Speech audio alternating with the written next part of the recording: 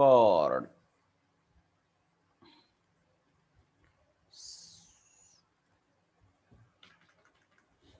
तर मी तुम्हाला काल सांगितलं होतं की आपल्या शरीरामध्ये काय काय असतं रे बाबा. नो, शरीरामध्ये सेल्स असतात.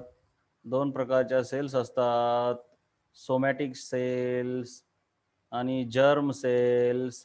सोमॅटिक सेलला स्टेम सेल्स देखील म्हणतात. ह्या पण 2n असतात, ह्या पण 2n असतात. सोमॅटिक सेलचं मायटोसिस होतंय, जर्म सेलचं मियोसिस होतंय. मायटोसिसमध्ये सोमॅटिक सेलच तयार होतात. जर्म सेल पासून गॅमेट्स तयार होतात. गॅमेट्स n असतात, सोमॅटिक 2n असतात. मायटोसिसमध्ये क्रोमोझोमची संख्या तेवढीच राहते, मियोसिसमध्ये क्रोमोझोम संख्या अर्धी होते. त्याच्यानंतर मी तुम्हाला सांगितलं की हे जे क्रोमोझोम काढला आहे तो असा नसतो, बल्कि असा आणि असा असतो, आणि तर त्याला सेंट्रोमेअरनं चिटकवलेलं असतं. तर त्याच्यानंतर नोट्सची सिक्वेन्स काय सांगणार? टर्न ऑफ व्हिडिओ नाही, परंतु बरं ठीक आहे, चलो. त्याच्यानंतर हेप्लॉइड असलं की n आहे, डिप्लॉइड असलं की 2n आहे, ट्रिप्लॉइड असलं की 3n असतं. तिघजण एकत्र असतात. त्याच्यानंतर ज्यावेळेस आपण असं लिहितो त्यावेळेस हे दोघं होमोलोगस क्रोमोझोम असतात. एक फादरकडून आलेला असतो, एक मदरकडून आलेले असते. ह्या दोघांना सिस्टर क्रोमॅटिड म्हणतात. ते दोघं एकमेकाची कॉपीच असतात. एवढं आपण बघितलं होतं. त्याच्यानंतर आपण बघितलं काल की सेल डिव्हिजन जे आहे ते असं आहे पूर्ण एकंदरीत. एवढं डिटेल आहे, काय नसते उगा असते हो पाठ. काय 4दा लिहून काढलं, 5दा लिहून काढलं, खतम. The name in the cell division are feminine because I think it is only for recognize purpose of how would they. हा, ते फेमिनाईन नाव कशामुळे आहेत माहिती आहे का? एक सिंपल काल विचारायचं होतं ना, तर सिंपल आहे. डॉटर सेल का म्हणतात? म्हणजे काय होतंय, ही सेल आहे, हिच्यापासून 2 सेल तयार झाल्या, पुन्हा हिच्यापासून सेल तयार व्हायला, पुन्हा हिच्यापासून सेल तयार होतात. म्हणजे ह्याचा अर्थ नवीन प्रत्येक तयार होणारी सेल एका नवीन सेलला जन्म देते. जन्म देण्याचं काम आहे फिमेलचं, म्हणून तिथं फिमेल हा शब्द वापरलेला आहे सतत. डॉटर काय असा आहे त्याचा अर्थ. तर सेल डिव्हिजनचे 2 प्रकार, मायटोसिस, मियोसिस.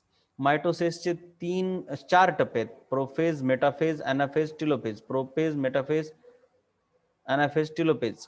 पीमॅट एक्झाम असते एक, जीमॅट म्हणून. तर ही जीमॅटच्या ऐवजी पीमॅट एक्झाम आहे. पीमॅट.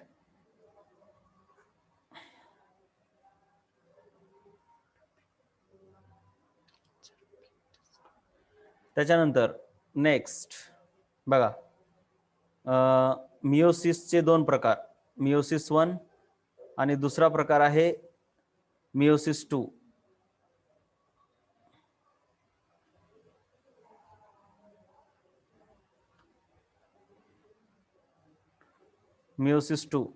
मियोसिस 1 चे प्रकार आहेत प्रोफेज 1, मेटाफेज 1, अनाफेज 1, टिलोफेज 1. प्रोफेज 1 मध्ये म्हणजे प्रोफेज 1 हे खूप जास्त वेळ चालतंय. त्याच्यामध्ये 5 टप्पे आहेत. म्हणजे मियोसिस जरा जास्त डिटेल आहे. Leptotene, zygotene, pachytene, diplotene, डायकायनेसिस.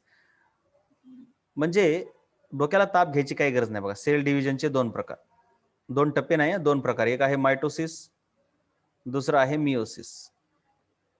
Mitosis उगा सोपा आहे, जीमॅटच्या ऐवजी पीमॅट.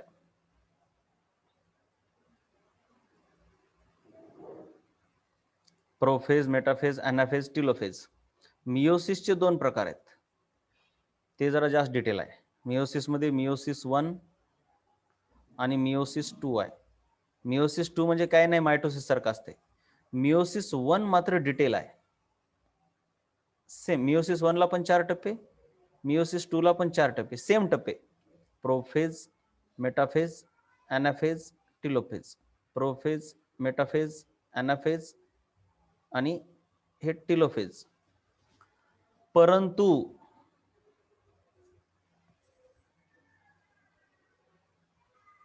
अरे लिहून घ्यायचं तुम्हाला नोट्स पाठवतो मी, ठीक आहे. लिहून घ्यायचं राहिलंय काय? बर बर ठीक आहे, तुम्हाला नोट्सच पाठवतो ना ह्या.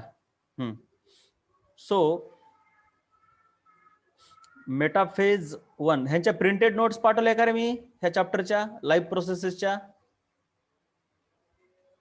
हा बेटा नेहा, तुमच्या सरांना मी दिल्यात नोट्स, त्यांना मागू शकता तुम्ही ह्या चॅप्टरच्या. पाठवल्यात रे, जरा बघा नीट. प्रिंटेड नोट्स होतं, नो म्हणते तोंडवर करून, माहित नाही ना काही नाही. प्रिंटेड नोट्स पाठवलेले आहेत, प्लस ह्याचे फोटो काढून पण पाठवले. तरी नसलं तर बघतो मी, आज पाठवतो. तर मेटाफेज 1 मध्ये 4 टप्पे आहेत. नोट सिक्वेन्स राईट आहे का? सिक्वेन्स मध्ये काही चूक झाली आहे का नोट्सच्या?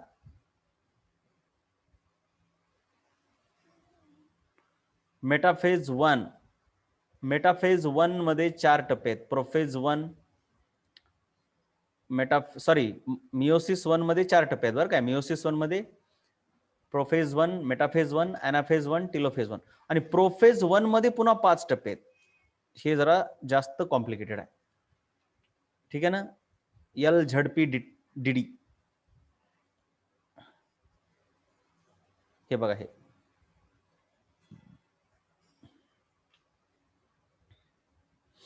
Leptotene, zygotene, pachytene, diplotene, डायकायनेसिस. आता हे तर लक्षात राहिलं पीमॅट. पण ह्याच्यासाठी आपण काय करूया, L Z P D square. त्याला काय करता येते बाबा, झाड पंचायतच्या समोर काय असंच L Z P D square असंच लक्षात ठेवा. काय करायचंय, L Z P D square. बघा आणखीन काय चांगलं सुचलं तर, मला काही सूचना आलं, तुम्हाला सुचलं तर बरं आहे. डिप्ला काय डाय प्लीज, पण उलट जमतंय ना, उलटही जमते. हा पण नाही तसं नाही बेटा, तू वैष्णवी जे दिलीस ना चालतंय. 2D प्लीज, तुमचं 2D प्लीज चांगला आहे, 2D प्लीज, पण पी आणि मध्येच एल यायला नको ना. सिक्वेन्स मध्ये पाहिजे, सिक्वेन्स मध्येच पाहिजे, कारण ही सिक्वेन्स खूप महत्वाची आहे इथं. सिक्वेन्स चुकली की सर्वच चुकतं इथं. असे जमतं एल झेड पी 2. प्लीज बरं येऊ लागलं होतं, पण ते मध्येच घालता येत नसते तसं. L Z P D square असे, हे जरा लयच फालतू वाटायला. 2D पझल, अरे हा 2D पझल, 2 डायमेन्शनल पझल. आता तुम्हाला पुढे चालून काय कळेल, हे 2D पझल 2 डायमेन्शनल असते का नाही, हे 2 डायमेन्शनल मोशन म्हणतात त्याला. तुम्हाला कळेल हे 2 डायमेन्शनल असते असं. मग आता तुमचे जे पझल असतात ते 2 डायमेन्शनल असतात. तर 2 डायमेन्शनल 2D, 3 डायमेन्शनल म्हणजे 3D असं असते. 2 डायमेन्शनल पझल कळते की झालं, विषय खतम. उलट जायचं फक्त, हा उलट आहे. 2 डायमेन्शनल पझल. कळलं का रे सर्वांना? अरे सर्वांना कळलं का रे ट्रिक? अरे कळली का नाही? हंगत असं जरा ट्रिक महत्वाची असते बाबा. नो, एकदा कसं आहे, ट्रिक न एकदा लक्षात आलं की आयुष्यभर विसरत नसतंय. तर मी इथं लिहितो ना, अरे इथं लिहितो ना ट्रिक. आता कसे काय विसरून जाईल की नंतर. 2 डायमेन्शनल पझल, 2D पझल, बघा इथं लिहितो बघा मी, 2D पझल,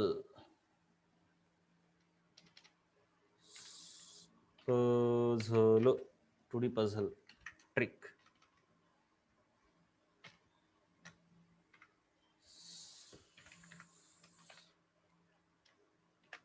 ट्रिक से याद करेंगे हम तो, हुई गवा, अरे हुई गवा रे हुई गवा.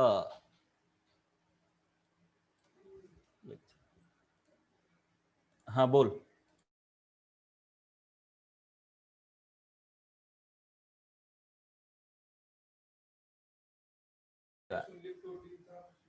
अरे और एक ट्रिक मिल गई रे, 12th क्लास के बच्चे से मिल गई मेरे को, अभी अभी बाजू में पढ़ रहा था मेरे, तो ऐसा फायदा हो जाता है. अरे ला जरा पाणी दे दे, पाणी दे दे, कोणती बरी वाटायला रे ते सांगा. ला जरा पानी दे दे, हा हा हा, मजा आ गया. दोनों मस्त है, दोनों मस्त है, कोई टेन्शन नाही. ला जरा पानी दे दे कोणती बरी वाटली, पहिली का दुसरी? तुमच्या मनावर सांगा, तुमच्या मनावर. ला जरा पाणी दे दे. दोन्ही छान आहेत, काय नाही, ज्यानं पाठ होते ते बघायचं. आपल्याला काय, ला जरा पाणी दे दे. मस्त मस्त, थँक्यू. करणनेच सांगितली मला, आता इथं बसला होता अभ्यास करत. अच्छा काम हो. ला जरा पाणी, अरे दे दे रे बाबा.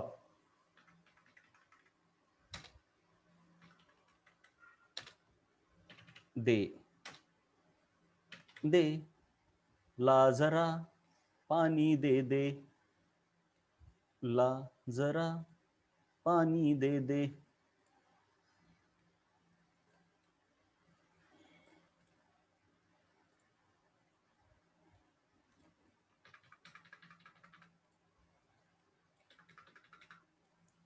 ला जरा पाणी देते. ले पण म्हणता येतं बघा, ले जरा पाणी दे दे. ठीक, कोणते जमते, तुमच्या मनावर आहे ते. ला जरा पानी दे दे, ये भी तो एक ट्रिक है. दूसरी भी ट्रिक है, कौन सी भी अच्छी लगी एक ही याद करो, कंफ्यूज मत हो जाना. सेकंड वाली ठीक आहे, second two D puzzle, two D puzzle पण जमत आहे. आणि ला जरा पाणी दे दे, ला जरा पाणी दे दे लक्षात राहील वाटायला मला, जरा सोपं आहे. तर मग हे कट करूया, कारण तुम्ही ना कन्फ्यूज होचाल बिनकामाचं. कन्फ्यूज नाही चाहिए मेरे को. डिप्लोटिन डायकायनेसिस, आता ह्याच्यामध्ये कन्फ्यूज होऊ नका पुन्हा, डिप्लोटिन आणि डायकायनेसिस आहे का नाही. त्याच्यात पण कसं लक्षात ठेवायचं, दोन्ही दे दे दिसायले आहे का नाही. तर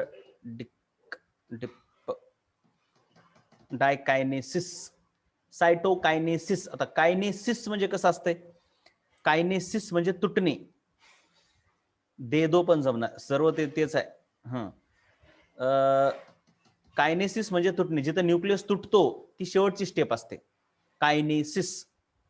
म्हणून ला जरा पाणी दे दे मधले डायकायनेसिस हे शेवटचं आहे.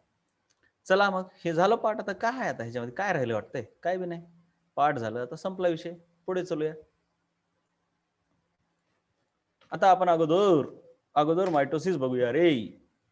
तर मायटोसिस मध्ये काय होतंय, काय नाही, डायग्राम बघितलं की विषय संपला हो. काय असते आणखीन, बघा काय म्हणतो बघा. क्रोमोझोम कसे असतात, 2n प्रोफेज मध्ये, बरं काय. थांबा जरा, थांबा. 2n आणि n हे प्रोफेज वगैरे काही नाही, 2n आणि n दाखवलंय, 2n आणि n दाखवलंय. बघा बेसिकली ना, आता जरा कन्फ्यूज होचाल तुम्ही, पण होऊ नका रे बाबा.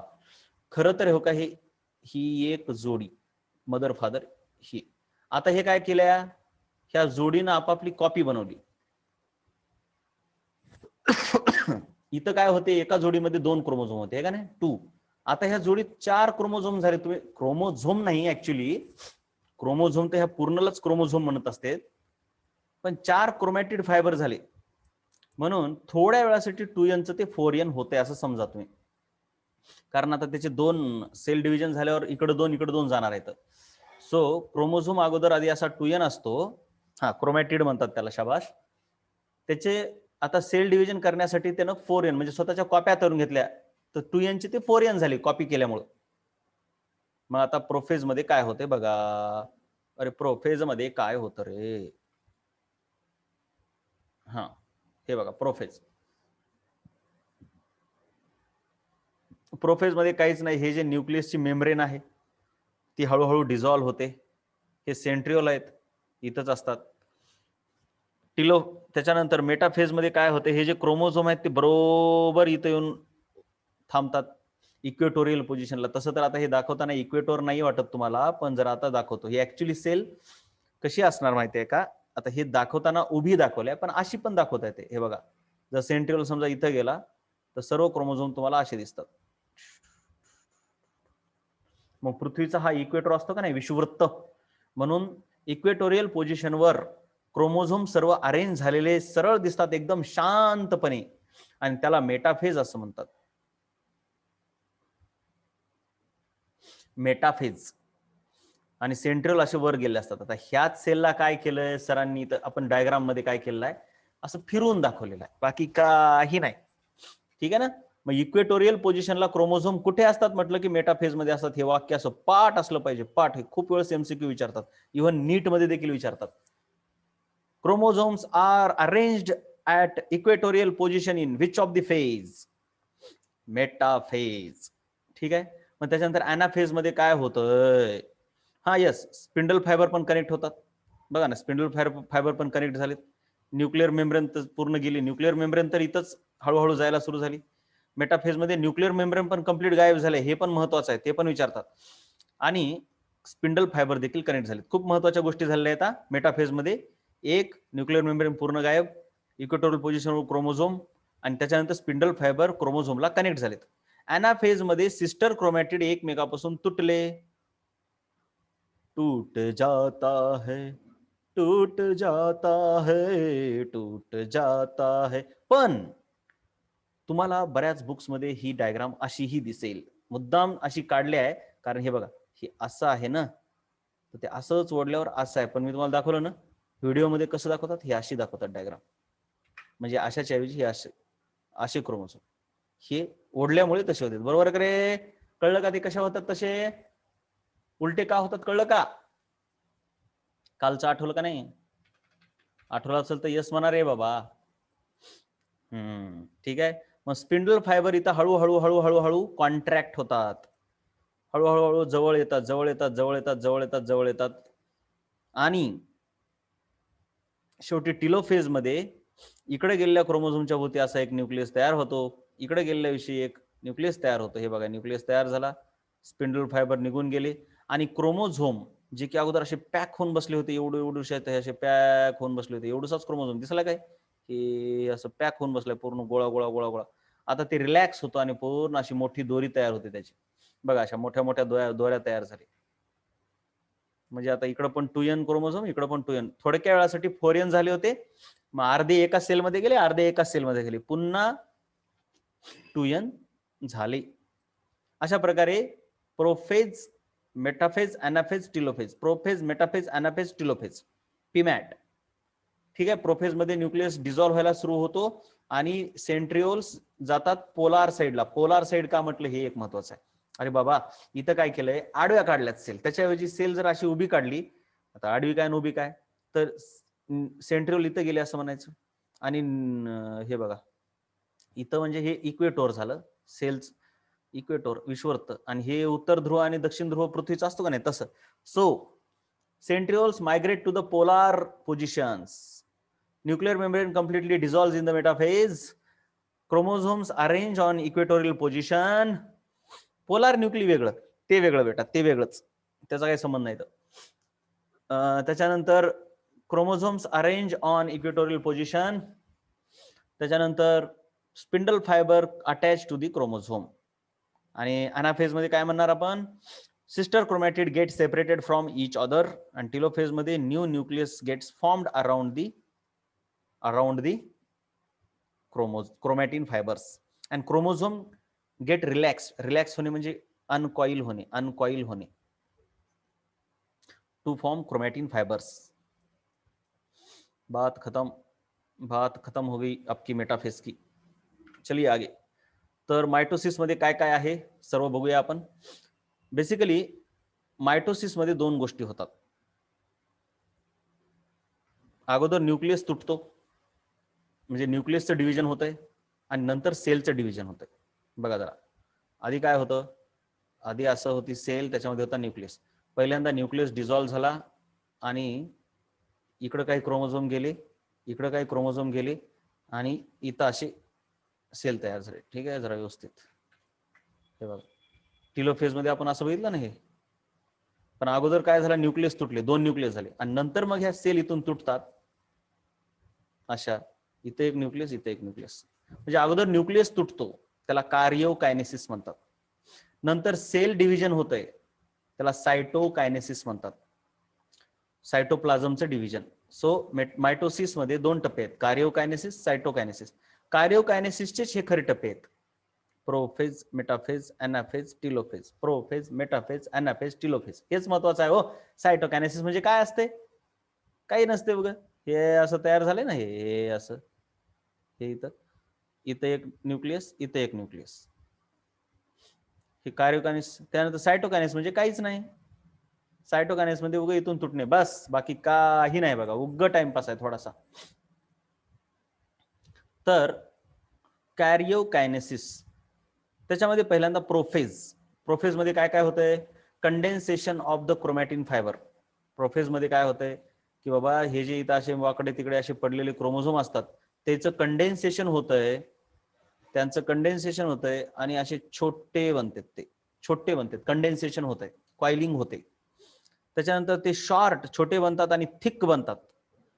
मग क्रोमॅटिन फायबर म्हणजे अगोदर कसं असते सेलमध्ये क्रोमोझोम उगा असे पडलेले असतात मोठे मोठे दोऱ्याच्या स्वरूपात, पहिला क्रोमोझोम, हे दुसरा क्रोमोझोम. परंतु सेल डिव्हिजन व्हायचं म्हटलं, प्रोफेज आलं की असे कॉईल होऊन बसतात, ते असे कॉईल छोटे छोटे बनतात असे. मग इथं जे असतात त्याला क्रोमॅटिन फायबर म्हणतात आणि हे थिक झाले, कॉईल झाले की त्याला क्रोमोझोम म्हणतात. क्रोमॅटिन फायबर थिक झाला की त्याला काय म्हणतात? क्रोमोझोम असं म्हणतात. सो प्रोफेज मध्ये क्रोमॅटिन फायबरचं कन्व्हर्जन क्रोमोझोम मध्ये होते. त्याच्यानंतर सिस्टर क्रोमॅटिड्स तयार होतात. म्हणजे ह्याचं डिव्हिजन बी झालेलं असते ना, हे असं नाही दिसत ऍक्च्युली, हे असं म्हणजे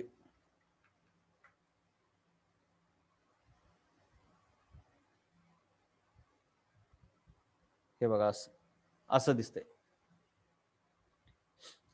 अलॉंग विथ सिस्टर क्रोमॅटिड म्हणजे सिस्टर क्रोमॅटिड एकत्र येतात आणि त्यांचा असा एक कंडेन्स्ड क्रोमोझोम बनतो. त्यानंतर सेंट्रिओल्स जे असतात त्यांचं डुप्लिकेशन होते. सेंट्रिओल इथं असतंय, त्याचे डिव्हिजन होते आणि ह्याच्यापासून 2 सेंट्रिओल तयार होतात, असे 2. एक सेंट्रिओल इकडे जातो पण पुढच्या स्टेपमध्ये, आताच नाही. त्याच्यानंतर हा ठीक आहे, centriole duplicate and move to the opposite poles of the cell. हे बघा, हे एक सेंट्रिओल इकडे येतो, एक सेंट्रिओल इकडे जातो. त्यानंतर nuclear membrane starts to disappear, म्हणजे हळूहळू इथं थोडं थोडं थोडं थोडं थोडं थोडं थोडं थोडं इथं तुटायला लागतं. हे एवढं झालं प्रोफेज मध्ये. मेटाफेज मध्ये तुम्हाला सांगितलंच मी काय काय होतं ते. मेटाफेज मध्ये मी तुम्हाला सांगितलंच ना ऑलरेडी काय काय होतं ते, एक वेळेस बघूया. मेटाफेज मध्ये आपण बघितलं न्यूक्लिअर मेम्ब्रेन कम्प्लिटली डिसअपियर झालेली असते. त्याच्यानंतर क्रोमोझोम इक्वेटोरियल पोझिशनला, क्रोमोझोम क्लिअरली दिसायला लागतात. All chromosomes on equatorial position किंवा इक्वेटोरियल प्लेन, म्हणजे असं ह्या साईड ह्या ठिकाणी असतात. स्पिंडल फायबर्स सेंट्रिओल मधून सेंट्रोमेअरला येऊन चिटकतात. हे सेंट्रिओल मधून स्पिंडल फायबर निघाला, सेंट्रोमेअरला येऊन चिटकला, हे बघा इथल्या क्रोमोझोमच्या सेंट्रोमेअरला. ठीक आहे, हे सर्व आपण मेटाफेज मध्ये बघितलं, मेटाफेज मध्ये बघितलं. त्याच्यानंतर काय आहे? ॲनाफेज. ॲनाफेज मध्ये आपण काय बघितलं? ॲनाफेज मध्ये सर्वच सांगितलं, हे काय डबल सांगण्याची गरज नाही रे, डबल सांगण्याची काय गरज आहे? सेंट्रोमेअर्स हे सेंट्रिओल आहे, सेंट्रिओल, सेंट्रोमेअर, कन्फ्यूज होऊ नका. सेंट्रिओल म्हणजे हे बघा इथले आहेत आणि सेंट्रोमेअर म्हणजे क्रोमोझोमला असं जोडणारी जी आहे त्याला सेंट्रोमेअर म्हणतात. तर ॲनाफेज मध्ये काय होतंय? सिस्टर क्रोमॅटिड तुटतात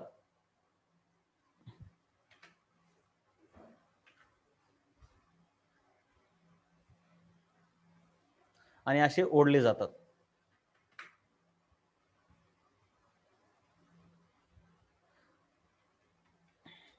सिस्टर क्रोमॅटिड तुटतात आणि असे ओढले जातात. रिजॉईन व्हायचं झाल्यावर मी सांगत जातो रे, नसलं की नाही काहीच समजायचं नाही. रिजॉईन व्हायचं असलं की मी म्हणत जाणार रिजॉईन व्हा. ठीक आहे. मग अजिंक्य, तुला मी फोन कर म्हटलं होतं 8 वाजता, पुन्हा एकदा सांगतोय, आज फोन कर. ॲनाफेज, सेंट्रोमेअर्स स्प्लिट होतात, सिस्टर क्रोमॅटिड्स सेपरेट होतात. सेंट्रोमेअर्स ॲनाफेज मध्ये स्प्लिट झाले म्हणजे इथं तुटतात हे सेंट्रोमेअर्स. पुन्हा सिस्टर क्रोमॅटिड एकमेकांपासून वेगळे झाले आणि डॉटर क्रोमोझोम्स बनानासारखे दिसायला लागतात. आता हे जे मेन क्रोमोझोम होता ते स्प्लिट झाला, त्याचे असे 2 वेगवेगळे झाले की ह्यांना आता डॉटर क्रोमोझोम म्हणतात. त्या सिस्टरचंच नाव डॉटर आहे बघा, सिस्टरला डॉटर म्हणतात रे, सिस्टरलाच आता डॉटर म्हणायचं, कारण नवीन तयार झाले ना ते, असं म्हणजे नवीन आता नवीन सेलमध्ये जाणार. आणि ते बनानासारखे केळीसारखे दिसतात. केळं माहिती आहेत ना कसे असतात, असे वाकडे, तसं ते केळीसारखे दिसतात. त्याच्यानंतर टिलोफेज मध्ये हे बघा असं बघितलं होतं आपण. असं सर्वात पहिले काय, क्रोमोझोम डिकंडेन्स होतात. आतापर्यंत क्रोमोझोम कसे होते, आता ते क्रोमोझोम असे डिकंडेन्स झाले. हे बघा असे क्रोमोझोम लांब लांब झाले. त्याच्यावरती न्यूक्लिअर मेम्ब्रेन आली. Nuclear membrane starts around each set of chromosome. 2 daughter nuclei तयार होतात. हे बघा ही एक डॉटर न्यूक्लिय नवीन, अशा 2 न्यूक्लिओलस फॉर्म होतात. इथं न्यूक्लिओलस पण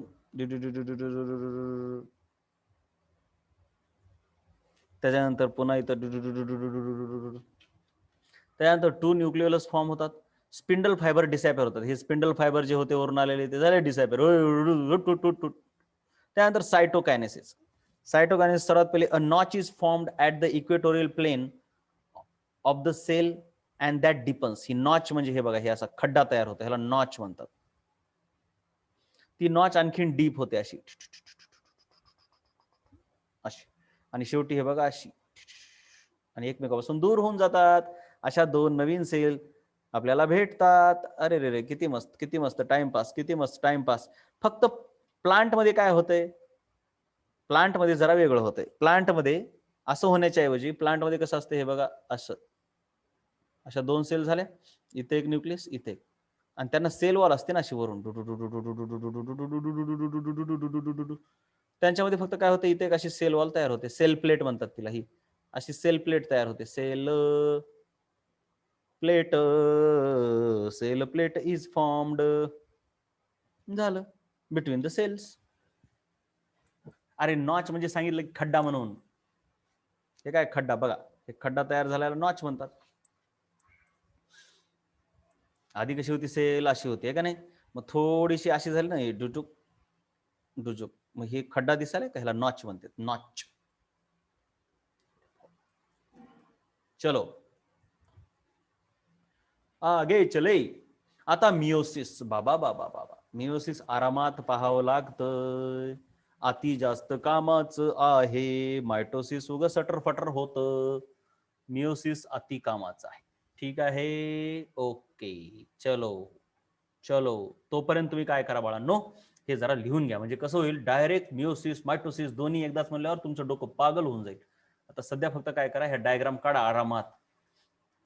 कुठून हे तर झालं असेल की हे हे हे लिहून घ्या पहिल्यांदा. हे लिहून घ्या रे, हे लिहून घ्या. सर्वांनी हे लिहून घ्या. सेल डिव्हिजन लिहून घ्या. हे सेल डिव्हिजनचे टाईप सर्वांनी लिहायचं बघा. ओके.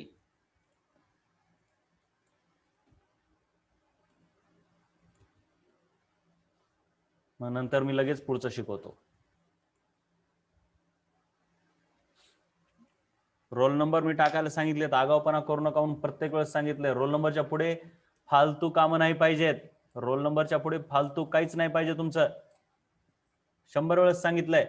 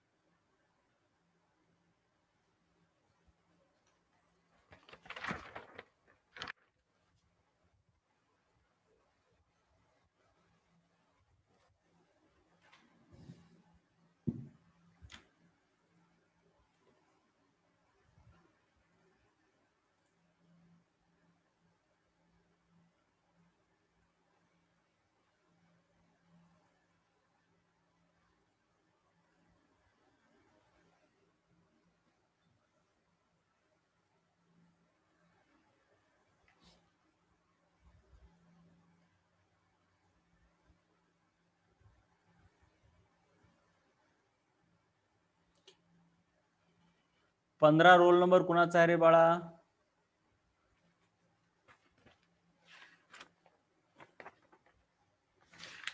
15 रोल नंबर कुणाचा आहे? आता आपलं मिओसिस चालू आहे बघा. मिओसिस मध्ये काय होते बघूया.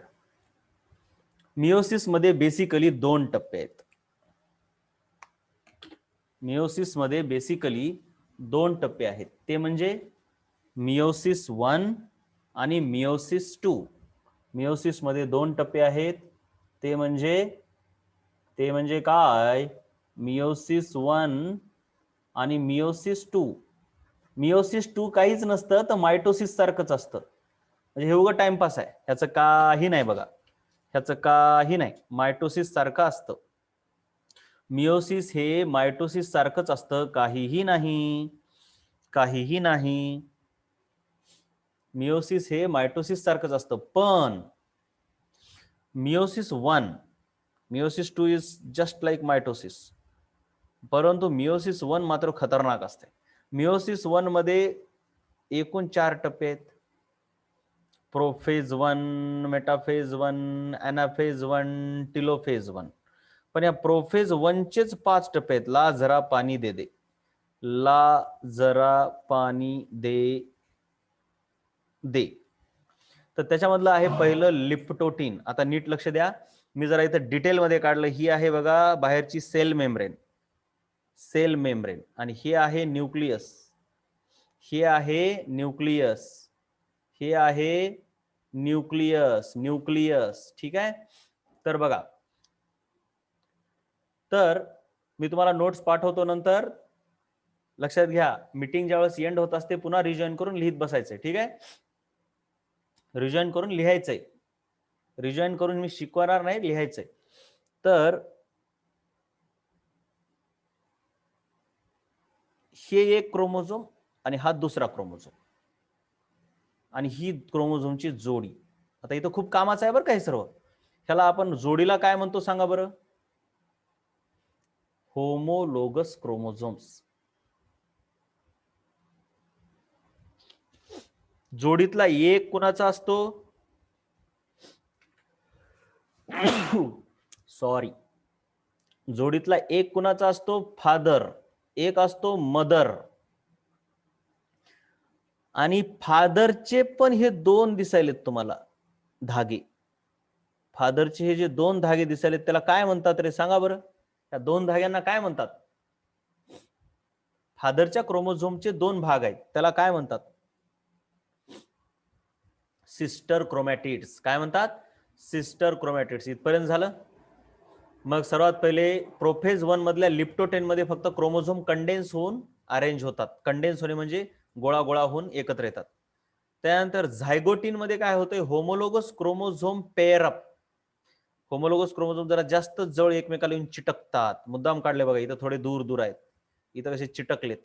ह्याला सिनॅप्सिस असं म्हणतात. The pairing of homologous chromosomes is called as synapsis. आईचा एक क्रोमोझोम, पप्पाचा एक क्रोमोझोम. आपल्या शरीरामध्ये हे सतत चालू आहे, लक्षात घ्या. आई आणि पप्पा दोघांचे एक एक क्रोमोझोम आपल्या प्रत्येक जोडीमध्ये आहेत. आपल्या शरीरामध्ये प्रत्येक सेलमध्ये 46 क्रोमोझोम आहेत. 46 क्रोमोझोम म्हणजे 23 जोड्या, आणि 23 जोड्यामध्ये एक पप्पा एक आई. आता झायगोटीन मध्ये पप्पा आणि आई दोघांचे क्रोमोझोम एकत्र आले, जवळ आले एकमेकाच्या. पप्पा आईचं प्रेम आणखीन संपलं नाही बघा. तर संपलं तर आपलं मीटिंग संपली तर फक्त रिजॉइन करून लिहायचंय. आता फक्त झायगोटीन मध्ये एकत्र आले, ह्याला सिनॅप्स असं म्हणतात. आई पप्पाचे क्रोमोझोम एकत्र आले त्याला आपण सिनॅप्स असं म्हणतो. पॅकिटिन मध्ये जरा महत्वाचं होतंय, अतिशय महत्वाचं होतंय. टेट्रॅड अपीअरन्स. ह्याचा अर्थ काय? टेट्रॅड अपीअरन्स म्हणजे एवढं बघा, आधी कसे होते क्रोमोझोम हे असे,